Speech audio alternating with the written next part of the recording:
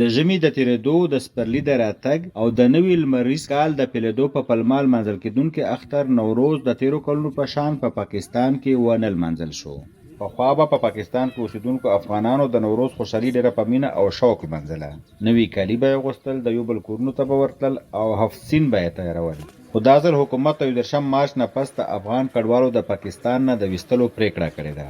افغان کډوال وایي چې د حکومت دغه پریکړې دوی د نوروز په خوشحالۍ پوه نه کړل. نو ډېر سخته ورځ دي، ډېر مشکله حالات دي. یقین په خدای وکړه نه په دې باندې پوهي چې دا نوروز د څنګه دی.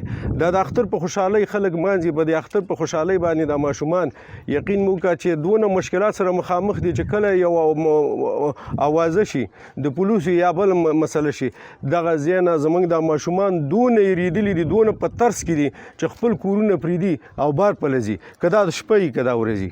زموږ دوسه مشکل حالات دي.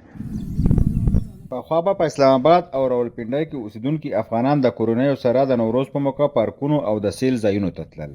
خو سږ کال زیاتره افغانان د پولیسو د نیولو له ویرې بهر وتلو ته زړه نه ښه کوي.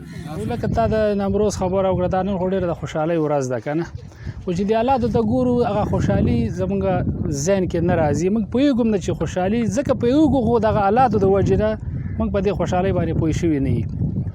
بل موږ دغه د مال مویشي کار کوو، دا موږ په قرضو کاروبار کوو. دغه دا 11 دسمبر چې اوس دا دوی موږ ته اعلان راکړی ده که نه، نو موږ یې داسې قابله کړي چې اوس موږ خپله سوچ کې اچولي چې اوس موږ وکړو څه. دا د قرضو مالونه دي، یو نه به اخلو، بل دا په قرضو باندې دا مالونه د اختر په ټیم باندې موږ اخلو.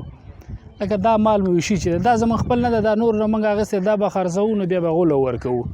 نو که چېرته دا معامله موږ ته پېښه شي نو په دې منډیګانو کې دا زموږ دا مالونه څوک موږ نه اخلي. ولې به دې اخلي نو په داسې ریټ به اخلي چې د لیلام په ریټ باندې به اخلي.